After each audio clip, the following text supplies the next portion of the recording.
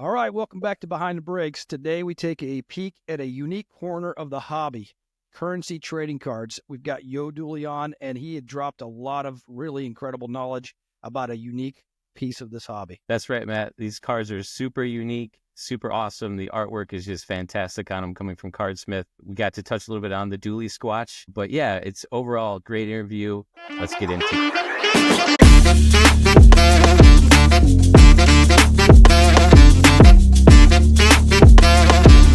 All right, welcome to Behind the Breaks. Dooley, we're glad to have you on the show. This is going to be fun. Guys, I am super excited. Thanks for having me on here today. Awesome, yeah. You're going to be Professor Dooley because you're kind of an expert in a new product out there. This is what Cardsmiths, what do they call this? Crypto cards? Is that how they refer to Cardsmiths Currency Cards. So currency, there we go. Yeah, they started out, currency cred is really how it began, more of the OG guys would know more a little bit about that, but back in season 1, but really a lot of excitement from day one, the idea that you could chase and hunt real cryptocurrency out of the cards is really what attracted people. And then, everyone started latching onto the art as well. Yeah, I mean, that's definitely a cool product. RJ grabbed some, and I know he's broken more since I've seen it. And you're right, the art in and of itself is pretty spectacular, but what you can hit is even more spectacular. And I was looking through as I was getting ready to chat with you. I didn't want to look completely unaware of the product. See, some people have already hit full Bitcoins. I think a couple weeks ago, somebody hit a full Bitcoin in Illinois.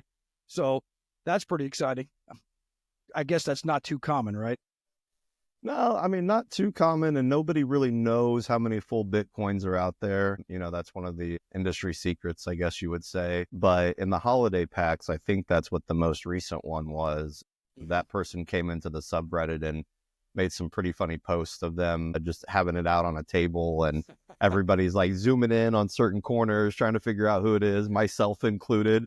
I'm like looking at the flip-flops and everything. So even that's exciting. And we know of a couple of people that hang out in the streams and stuff on Whatnot too that have hit them. But it's always, that's always part of the chase. The big part for that subreddit community is mostly collectors. That's where a lot of the folks go to collect the cards, trade the cards, all of that. Yeah, I think this is a pretty interesting product overall. Like when I came across it, I've actually tried buying some previous, but always would get, by the time we go to buy it, it's sold out. And I'm like, all right, what's going on here? Like there's something behind it. So like Matt was saying, I finally got into, the Series 4 here, and it's just really unique that they could take something, and create a totally different, atmosphere around trading cards and collecting with, like you're saying, pieces of artwork or people from history or on the crypto space. And then just by inserting some of these potential to get crypto as a redemption, that's just a really interesting, fascinating way that they kind of created this product out of thin air. So just diving into the, the product overall. So we were talking a little bit before this, with the season or the series that it's at now with 4, how far do you go back and like what, when did you see this and you're like, this is something I need to be getting involved with? Yeah, so I'm not one of the original folks. I was lurking through it like the tail end of Series 2 and then started buying cards at the beginning of Series 3. And you could progressively, you talked about the speed of selling out. You could see it go faster and faster. And then Series 4 was sold out in basically the first 2 weeks of it being released. So the demand is there, obviously, but I didn't buy any cards in Series 2. Like I said, I was just kind of lurking in the subreddit, and it was referred to me just because I was in some other like crypto subreddits and Wall Street Bets, of course, right? Right, yeah. Right. And thank you Reddit algorithms for tripping me across it. And then I was looking through some of my grandfather, he had like a bunch of old different currencies, right? And I was looking through currencies, and again, search history popped up, and here are these cards because I'm typing in things like currency trading and stuff, and then currency trading cards popped up. So it was like all these signs were saying, hey, go to this subreddit, right? So Series 3 was when I first, started opening boxes and, had a couple of good hits in my first mega boxes. And that was my first stream too, was in Series 3. I didn't do any sort of break. It was just can I even go in front of a camera and entertain folks for 30 minutes, right? And I was so nervous and jittery beforehand. I was like pacing around the house. My wife's just telling me to sit down, And finally get on there and I just start talking to people, and I was like, okay, hey, I can do this a little bit. So it was more consumer and lurker turned into, hey, I want to be a part of this community, right? And I think that there's so much more that they can do with it. The card I'm chasing now is the Not Geld, and it's German Not Gelds. I have some here because I give them out to everybody on stream when they buy spots, right? Okay. And just the history behind those is super cool and fascinating. And my daughter's now interested in history a little bit more, and so there's just so much uniqueness that it brings, right? RJ, you mentioned the idea of like, going in and adding value basically out of thin air, right? I agree, but I also don't think it's any different than any of the other TCGs and stuff we have, right? It all kind of starts with this idea that has no value. And then as time progresses and stuff, it builds up, it builds up, it builds up. There's a couple of good old interviews of Steve Loney, who came up with this idea with his business partners and stuff, that they talked about how they thought of it, right? And it really was seeing how do we get into the non-TCG world and non-sports world at the same time. And there's been other collectible cards through time that have done exactly this, but none of them that have had the idea of like, hey, you can get something like cryptocurrency. So now you enter in a whole new market. You've got collectors. Now you have crypto enthusiasts. And that's really where most people enter this arena, is because they're chasing those crypto cards, the redemption cards for sure. So does the GME, that group, that subreddit, if you will, does that also play into it as well? Completely. You have a lot of folks in there that, got real ahead on GameStop bets, and took advantage of the meme stocks when they were here. We have the Apes card. That's one of the biggest chase cards out there right now. I mean, I think it's the rookie card this year. It's basically like the rookie card, It's still out there. It's still being hunted. There's, somebody offering over 10K to find it right now. So, I mean, it is a good rookie card, right? Well, speaking of that really quickly, so we're talking to YoDooley. YoDooley breaks on Whatnot. So if you're interested, jump on. You have a break. This is going to air on Monday, but you're breaking on Sunday, which is tomorrow for us. How many boxes are you breaking? It's 100 mega boxes and like 50 collector boxes. It'll be over 1,000 packs. My goodness. Cards. How long is that going to take? I have no idea. There's not going to be, I'm going to be honest, fellas, there's not going to be much showmanship tomorrow. Well, speaking You're of showmanship. You're going to get off and be like, it was just a blur. I don't even know what happened. Yeah, there's not going to be much showmanship. Your hands will be crinkled up, and you might have to, tap your daughter, have her come in and bust some open for you. Gosh, it's going to be a trip. I'm still packing orders from yesterday. I still have a whole stack of orders to pack out and stuff after this even. But we'll get it all done. So touching on the breaks then, like, because Matt and I have done sports cards, right? That's pretty easy. You go by team or by, player in this case. Is that what you set up in each break? Is you're like, hey, we're going by the individual card, or if it's potential redemption, or how, like, walk us through that a little bit, how you decide to, run that show.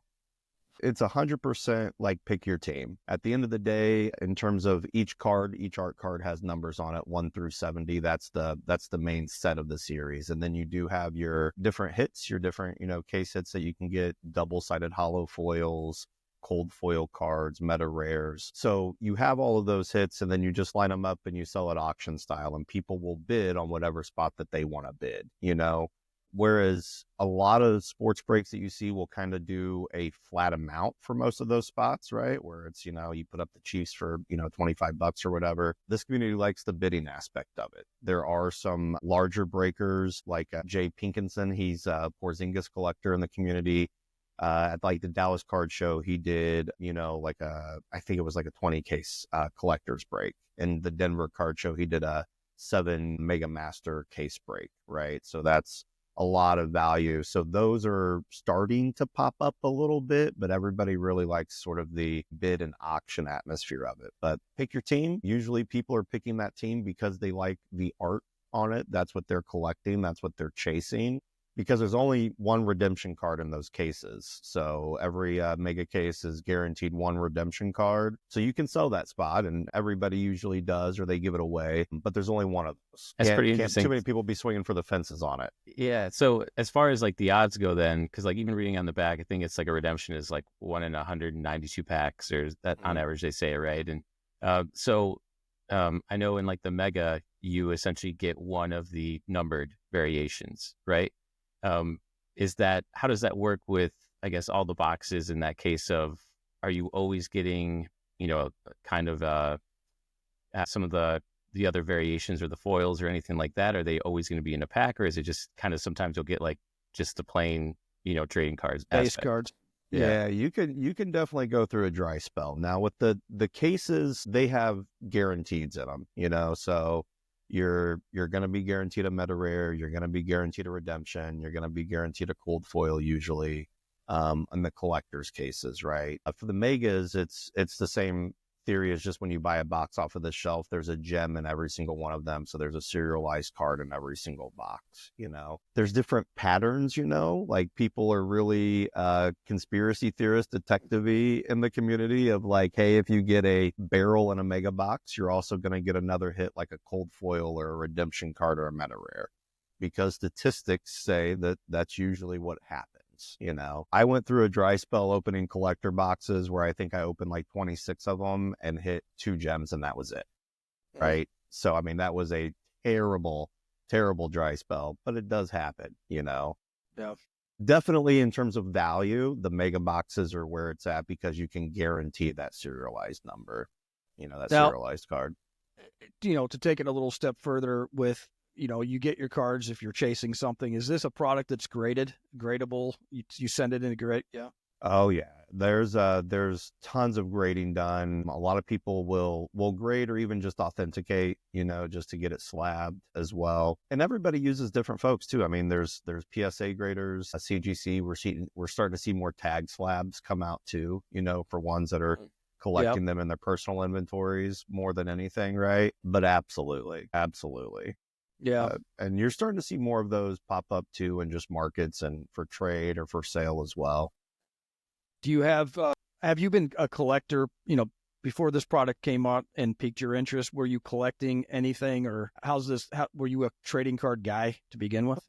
Yeah. So I started off as I had a ton of different sports cards and stuff like that. My dad played in the minor leagues. He never made it pro or anything like that, but he always got me into collecting baseball cards, football cards of all shapes and sizes. I was fortunate enough as a kid to have like a couple of like baseball players like in my corner to give me stuff. So I always kept, collecting and collecting and collecting. And then, for me, I started going after stuff that was more of just the high end collectibles, the 1-for-1s, the unique pieces that I know nobody else has. That's just where I found more of the purpose to it. I'm not big on having, books and books and books full of cards and stuff that I'll flip through maybe, once every couple of years. But I am about, cool pieces of art or something like that, like the spots I sold last night. I had, a lot of just like street art, that was on like $2 bills from an artist in New York. Right. Those are, from a series, but they're still, very, very limited numbers, like 1 of 10 type pieces. So for me, it's more about the uniqueness of the collection than it is just amassing the collection, right? Right. Yeah, we've been to a point where we've had like 40,000 cards at one point. I'm just like, or like 400,000. I'm just like, what did I do? Yeah. And it's like, all right, now we got to offload this and we got to figure out what to do with it. And it's just more of a pain, right? And then you just have that one box where you just slide out and you're like, hey, this is my stuff, right? Yeah. So yeah, that's awesome. And I went through the phase of buying bulk, because I thought I was going to open up an eBay store and just crank out sales one after another, right? And then, I didn't have 400,000, but it was like 10, 15,000 cards later. I'm looking at it and the same thing. I'm just like, how do I just get rid of these at this point, And I just I lost connection to it. Yeah. I just lost connection to what it was. And so I was like, it's time to move on. And that's the point of a hobby, right? It's a hobby. You're doing it because it's fun. It's something else that you're doing outside of your day-to-day, your work. And yeah, when you start to get to that point when you're just like, this is more work than fun, Oh, you got to kind of reassess it a little bit. Let me rethink this. Yeah. Yeah. Yeah. So, like talking about your shows again a little bit, we saw that you like to have, fun and a lot of interaction. Like there's a lot of giveaways. There's a lot of, it's really more, it's like, hey, we're here to open this and you guys that got spots, it's great, but like, let's have some fun. So do you have, like when you go into it, are you like, oh, I'm going to give these items away, or I'm going to give like a mega box away, or, something like that? How do you go into deciding what you're going to do? So last night's show was a little bit more unique because I planned on taking a little bit of a break from Series 4. There's a lot of other people that are breaking or have cases they want to open up and stuff. And I'm going to put a lot more focus on Cardsmith's new series coming up here, which is a space series. And then they have S5 coming out after that. But for me, for the giveaways and stuff, I always want it to be unique and kind of on brand with what the theme is of the currency, right? Or the cards, or any way I can, So like the Not Gelds is an easy one, German Not Gelds.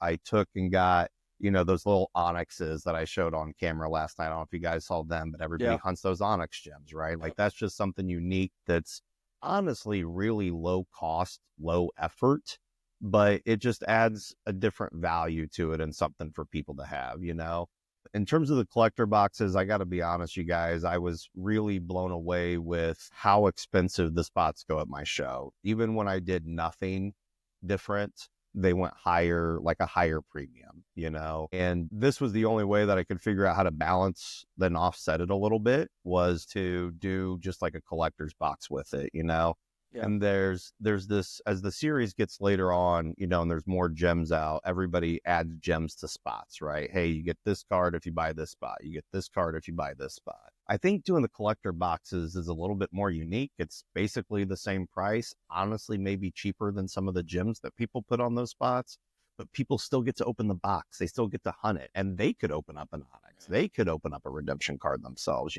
so still kind of keeps the hunt alive even after like post break, Yeah. Last night I did notice a couple of times you told the bidders, oh, slow down. I mean, I noticed that the price was just skyrocketing, and you were shocked. I picked that vibe up from you. You were a little surprised. Well, I'll say it doesn't surprise me. I just want people to temper their frustrations because I've been in plenty of breaks, participated in breaks, and you see like the breaker's remorse happen all the time. The amount of messages that you get that say, hey, can I cancel my spot? Can I cancel my bid and stuff? You just see the breaker's remorse setting in and the buyer's remorse setting in. So I know people can get caught up in the moment, right? Like that break last night, I mean, the spots were going astronomically high. I told everybody what I thought the spots should go for. Like I was pretty transparent where I was like, were. hey, Yep. hey, $100, 125, 75, and then, they're doubling it, right? So at some point I just have to step back and say, hey, I'm here providing you the experience in the show. That's what you're paying for, even if you don't get the cards, right? So that's why I try to be a whole lot more, I don't know, entertaining and engaging with everybody throughout the night too, versus just pulling the cards and flipping through them. Yeah. What I think is pretty interesting too is how you had your setup, like in your, eventually your background was the 101 list, right? The Onyx 101 list of like, hey, this is like what's still available out there. Because what I've noticed too of being on, the currency trading, the card subreddit is like everyone, the community is like so together on finding like, hey, who hit this? What's left on this side? What, it's not even like a jealousy or, a mean thing in any way. Everyone is just like excited for the hunt, so even providing like that goes a lot further than, a lot of other like sports and memorabilia kind of breakers where it's just like, who knows, just, get in for the break. You're really providing the additional value of like, hey, I'm like you, I'm a collector. I'm just trying to figure out like, what are we going to hit and how are we going to do it? Yeah, I think so the subreddit, right? We just broke 10,000 members in the subreddit. When I joined the subreddit, I want to say there was around 4,000, maybe a little bit less than 4,000 people in the subreddit. So even since I've been there, I've seen it grow by 6,000 plus people. It's still a small community of collectors, right? And I know there's collectors that aren't on the subreddit and such like that too, but the hunts aren't getting the publicity like Skeen's rookie card, right? Like it's not happening, you know? the hunts are getting the publicity because it's, hey, so and so in the subreddit is hunting this. Go find them. Go seek them out. Right. That's our publicity. And that's the fun part about it is, it is everybody watching everybody's back, so they do come at you with pitchforks and torches if you scam somebody or if you try to hustle or outmaneuver somebody, of course, but it is still a community, right? And so doing things like the Onyx list is really low-hanging fruit. There's a member on the subreddit, Mina Jackie, who has a website, onyxtracker.com, that they made on their own free time, that every time somebody finds an Onyx, they tag them in the subreddit and they go to that website and they post a picture of the Onyx right there. And so that's where my list came from, right? I'm piggybacking off of somebody else. This year, I think, or this series, I started putting on my background screen, like everybody else's stream and breaks coming up too, because if more new people come into other people's streams, like I'm one person, right? I'm not breaking every day. But if there's 30 breaks going on before my next one and those people can bring more folks in, then that's more opportunity that's going to come into my stream down the road too. So I only have more to benefit and gain by giving more people, visibility too. So that's really where I think it's at right now for myself and I think a lot of other folks. So for somebody interested in getting into it, they're listening to this and saying, let me check this out. I mean, to your point, we all know who the Paul Scheme, we all know who the Chases are in the sports, right? But for this product, how would you tell somebody to start educating themselves about what it is? Where would you start? Gosh, the subreddit is honestly the place to really go. I mean, Currency Trading Cards is the gateway for everything. I mean, you're going to find everybody in the community there for the most part. Really just going into a GameStop, if you can find a box and buying one. Right? Ordering one online and getting one. There's other artists too. Joe Simcoe, he's done a lot of art for like Garbage Pail Kids. He's an artist in here. So people find these cards by way of that, right? Just by finding like different artists and stuff through Instagram or X or whatever the medium may be. And then they stumble across these cards because they're a part of that too, But really, it's just such a niche community as you just got to go where the people are, right? You're never going to hear about the village unless you don't take a trip to the stores and the shops inside. There you go. Yeah, I thought one of the options that you had, there's someone created a 2-page guide of like, hey, this is what you're looking for, and if you look at this card, this is, and it was I went through that, I printed it out.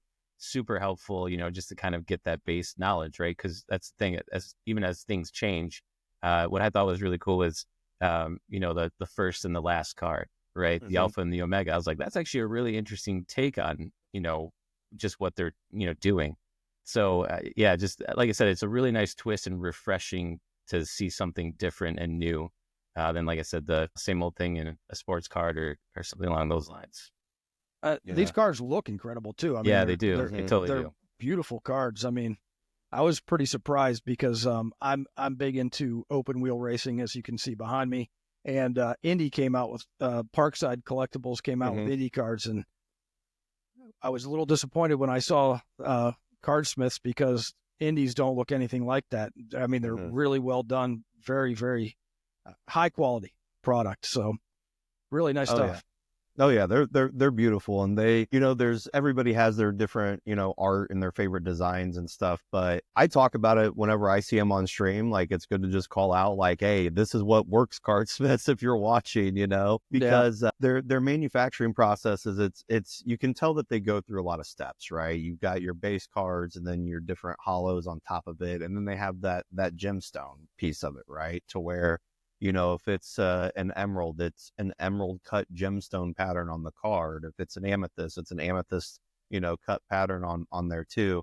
And so I think that adds an incredible uniqueness to them. You'll find collectors in the community that only collect rubies, that only collect emeralds because they like the art in that color variant of the card. You know? So not unlike sports, somebody might trace the rainbow or might, want all of the golds for a certain, so similar to that, right? You find something you like. And that's the same thing here is it's, you have your full rainbow, all the way through, from, barrels down into, the Onyx. So you'll get a full set of cards in that series. And So those are incredibly valuable when you complete one. Oh, really? Okay. So you kind of touched on a little bit with Cardsmith and like where they're going in their direction. It seems like they're starting to create more product variances. So they're not just sticking with the currency trading cards. They're kind of branching out into a couple other things. What are you excited to see coming out, from them? Since we were just talking about quality of what they're producing, and we're expecting like that same type of card going forward. Oh yeah. So, I mean, it's just super unique what they're doing because a lot of it just comes down to licensing, right? When you get into these art cards and these like non-sports related, it's just licensing. So they have, fun stuff like Golden Girls and Bob Ross. And Bob Ross, you can still find, gnome redemption cards, right? So Cardsmith doesn't just have like the redemption cards that you scratch. They also have gnomes that have, cryptocurrency values to them as well. But they also have ones that are non-crypto related, like Mega Man that's coming out, as well as Street Fighter Alpha. We have quite a few like Street Fighter collectors in the community too. And then that's like its own, genre of video game collectors and nostalgia memorabilia too that they're breaking into. The big thing for me coming up is the Space Series. I'm a huge space nerd. I've already got giveaways and stuff in my mind for what we're going to do on space when those start coming out. But they kind of the same idea, right? They have different artists on there. It's not just like pictures of planets and stuff. It's, constellations, different types of solar systems. And, there's going to be the same gemstone refractors to it. And there's going to be cryptocurrency redemption cards in there. From the sounds of it, I mean, in the subreddit and everything, it seems like the demand is going to be just as quickly sold out as anything else, So we'll see. Yeah. As I was preparing to chat with you, I actually saw the space. I thought that's going to be pretty exciting. I mean, I think that the more products they come out, I think the demand is just going to keep growing. And I think, space, I'm pretty excited for that too. To see. Yeah, everybody just loves a new hunt, right?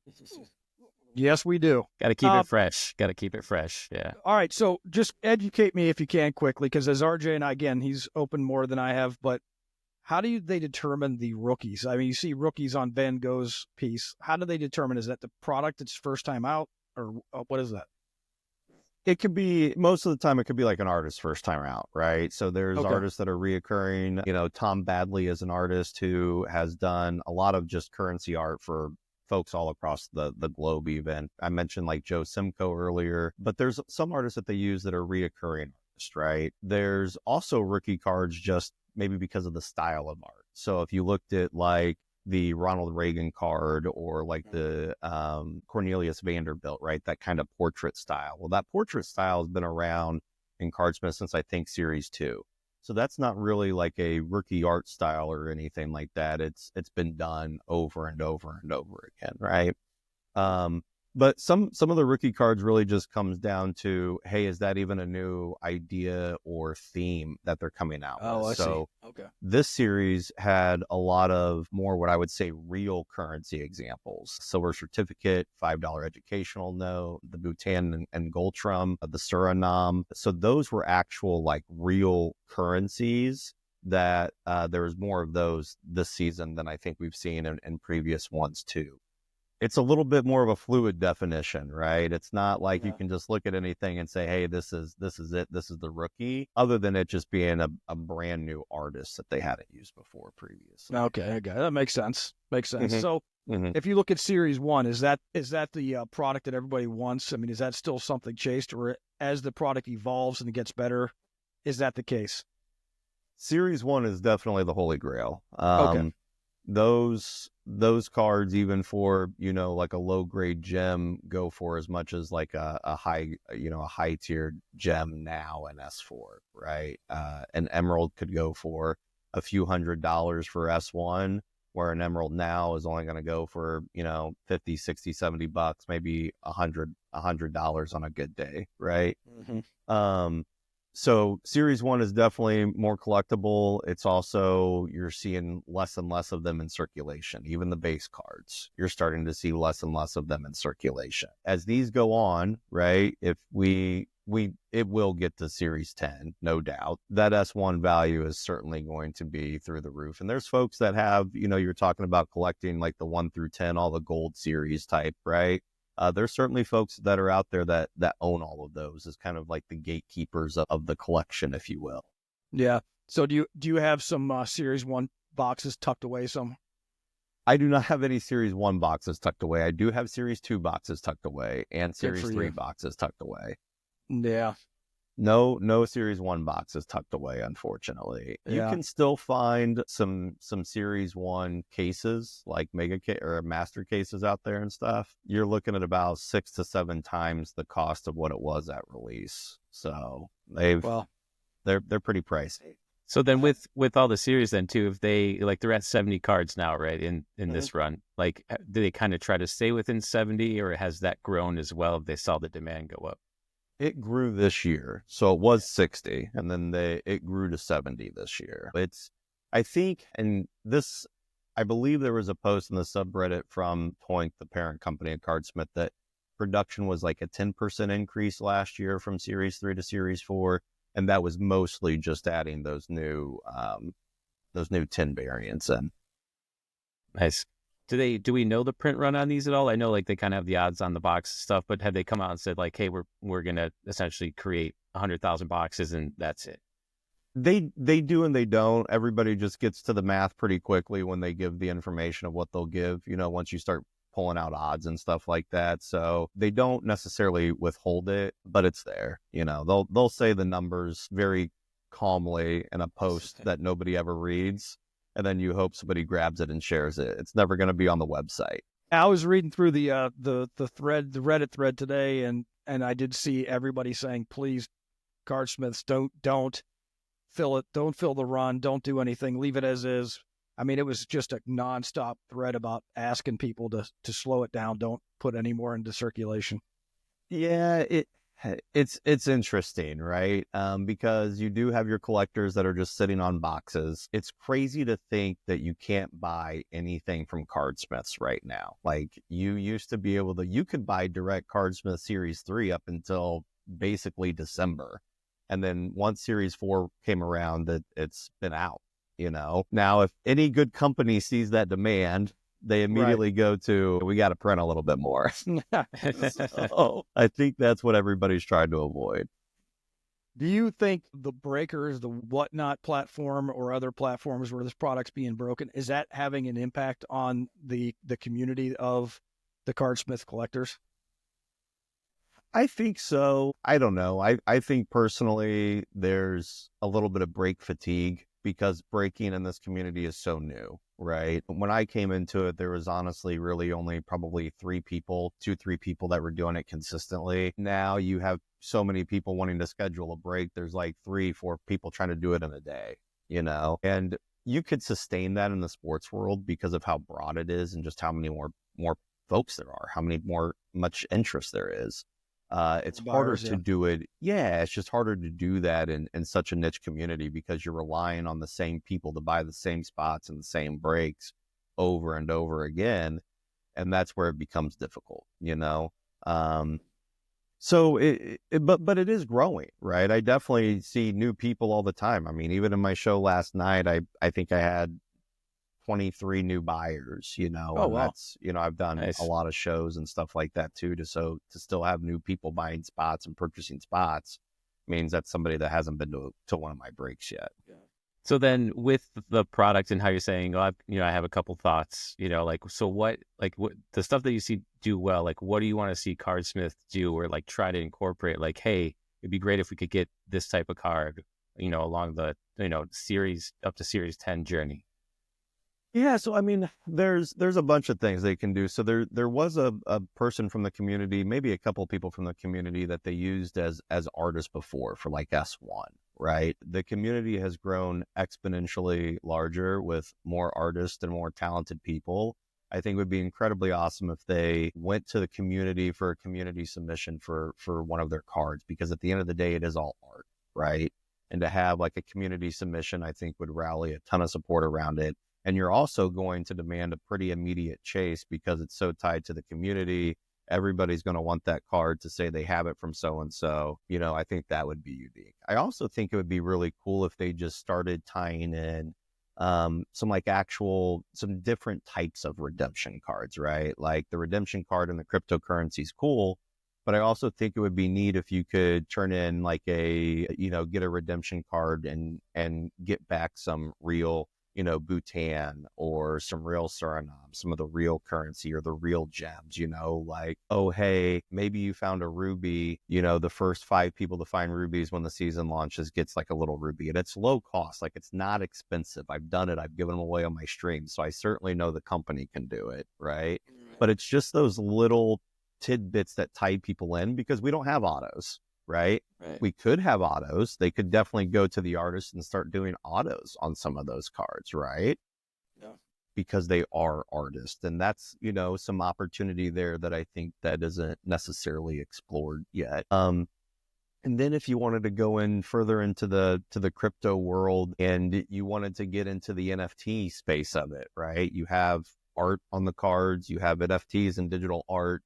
You can easily put on the back of a Cardsmith card a QR code that is an NFT stamp that says, hey, you own the NFT along with this card too. So I think there's a very broad horizon for Cardsmiths to really explore and take advantage of, right? Just as an evolution of the company goes. And you said they're releasing space. It's in the next couple of months, isn't it? This summer, maybe? I think so. I think everybody was talking around like April or May, Yep. So, I mean, it's around the corner. I mean, it's very, very soon. So February's over. Yeah, I know. Yeah. It's crazy, isn't it? So you think they'll start introducing products like that on top of the next series? What is it? Series 6 will be coming out, or they'll introduce these special products? Yeah. So Series 5 is coming out, and on or 5, the preview we saw, it says that you're going to see S5 preview cards in space. So that also gets people introduced and interested in the space as well, because they want to see what those S5 cards are. Right. So, hey, I want to open up these space boxes to get the preview of S5. What am I chasing in there? What's the space currency that would be in there? Is there a space currency? Hey, we're going to make up a space currency for sure. A coupon for Starlink or something. One of the giveaways I'm going to do for people is on like the first show to introduce it is I'm going to give away like 5 buyers giveaways where I name a star after somebody. So it's like a low-hanging fruit. Yeah, like it's low-hanging fruit. It's space-related. 5 buyers giveaways. I'll name a star after you. You can even pick. You can put your real name, or I'll put your whatnot name on there. I like it. Behind the brakes star. I'm going to do this. There you go. There you go. I'll name a star after you guys. That's fantastic, man. So you said your daughter's into it, and last night a lot of folks were looking for Little Dooley. So what's her interest in that? She's an old soul. I mean, I'm young, my wife's young. We're old souls at heart. We love going to museums. We love just old architecture. We love history. My daughter wants to we have this antique shop in Kansas City. She wants to go to the antique shop all the time because she just likes looking at vintage stuff, right? So cool. It's awesome. It honestly is. I'm very blessed to have. She's 10, so I'm very blessed to have her interested in it.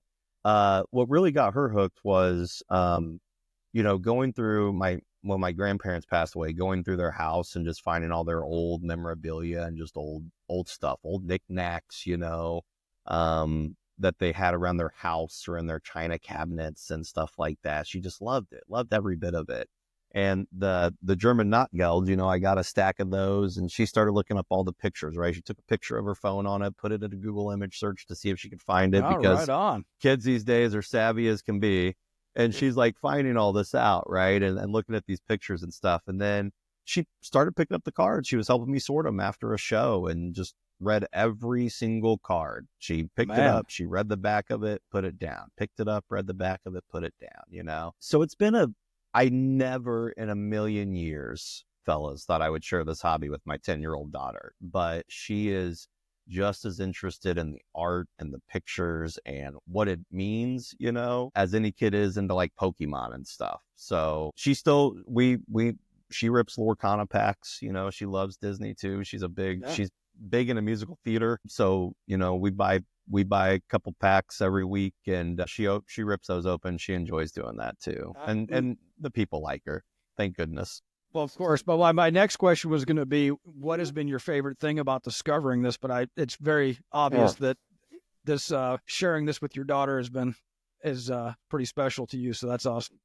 Oh yeah, it's my wife is a huge support as well. You know, she's in the stream, she's in the community talking with people and stuff. She's not an avid collector of anything herself, but having, you know, your spouse in your corner supporting you, especially when I'm streaming on a Friday night for 5 hours, losing my mind. And then, you know, my kitchen down here in the basement, my kitchen down here is, you know, covered in cards and sorting and packaging materials and stuff right now. And she gives me grace and she gives me support. So I can't ask for much more. We live that same life. So yeah, if we didn't have their support, it wouldn't be as fun. So that's awesome. Absolutely. That's really awesome. So I think maybe my last question is that you have a pretty massive, this partnership or collaboration you're getting ready to do, 100 mega boxes. How did that come about? Did you guys meet? Were you friends before? Meet on the platform? We've never met ever. So Paradox just lives over in St. Louis. I live in Kansas City. And we've been in each other's streams and talked and stuff like that and chatted, of course. And he has pulled a couple of Onyxes, right? And he had sold those Onyxes off, and he's just gonna put that money back into cards, back into his collection. That he's a avid collector, has completed multiple rainbows and such, and he really is an enthusiast just for entertainment as well. So he needed help more than anything. I think he called me out of plea of like, hey, you're the closest one I know. And he's like, I will come to you. Can we do this? You know, and I told him we absolutely could. I just wanted him to prepare for what he was setting himself up for, because even opening up, 24 mega boxes is a lot. And I've sat here and opened up 50 by myself. That took me about 4 hours to do. So I think us opening up, 100, 150 with collector boxes is probably going to take 4 or 5 hours, but I think we can do it. I think it'll be good. It'll be exciting. It'll be exciting. We'll be watching, man. We'll be watching for sure. So then with all the shows that you've done and all the, personal boxes that you've collected, the next question I have is, what are your biggest hits? Like, what have you either been part of, like that you saw when you're like, oh, this is crazy? I have seen a lot of Onyxes pulled on stream, on breaks. We've seen a lot this year from breakers just because so many breakers have been doing it. I have pulled 3 sapphires, so 1 of 5 cards, right? That's the next best thing that you're going to get. And the holiday packs that Cardsmiths did, those are really popular. Those are all holiday themed. They do one for the summer series, and then they also did like a Halloween series, and they did a holiday series that has like snowflake refractors in it and different collectors. Those are like 1 of 3 cards.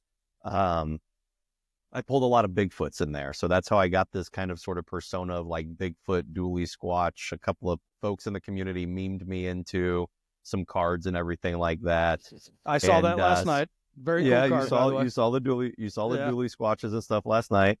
So as soon as I got memed into that, I took on the persona, because I was, when I opened up those holiday packs, I had hit so many of those Bigfoots and nobody had seen those yet. And they were stamped with like prototype, test, artist proof.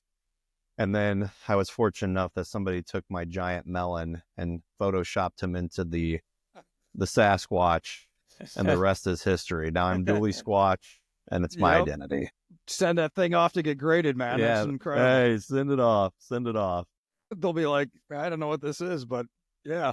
I wonder if they'll at least authenticate it for me. That's a good idea. I mean, that'd be fun. Sign it, give it to your daughter. Look, yeah, absolutely. Thanks, Dad. Well, this has been incredible, man. I honestly don't know that this would be a 1 episode type of thing. We might need to have you back on as this Cardsmiths thing evolves and grows. I think we could probably do a 5-hour series and still not understand, or at least me. So we'd love to have you back on, man. I'd love to watch you grow. Can you tell folks where to see you? We're going to put all your links into the show notes so anybody listening can jump on, watch your streams. But anything else you want to put out there? Oh, no. Thank you for the opportunity. This has been really great, you guys. I appreciate it. Going to be streaming on Whatnot, YoDooley. That's basically the platform name across everything. So YouTube, TikTok. I'm going to go back and edit all of my content so far from this year and really start pumping out some videos on other platforms. But YoDooley on Whatnot. I'm still going to stream every Wednesday. I stream like a little mail day, just hangout session for an hour. On Saturday mornings, I do the same thing. I do like a little Saturday morning cartoon hangout session. I'll rip some personal packs and boxes on stream and just hang out with people, answer questions about breaking or helping them with their streams and such. But, I'd love to be back on the show, you guys. This has been a lot of fun. Really, really, really looking forward to the growth of the community, the growth of the platform, and really just breaking in general here. So thank you so much for having me. Awesome. Yeah, Thanks so much. Yeah, I really appreciate it. And like I said, we'll drop it in and we'll stay connected, and really looking forward to watching you grow and learning more about Cardsmiths product. Perfect. Thank you, guys. All right. Thanks, man. Thanks for listening to Behind the Breaks. We appreciate you being here with us and helping us grow this community. You can find us on Spotify, Apple Podcasts, Amazon Music, iHeartRadio, and YouTube. Make sure to like, follow, or subscribe, and we'll see you for the next one.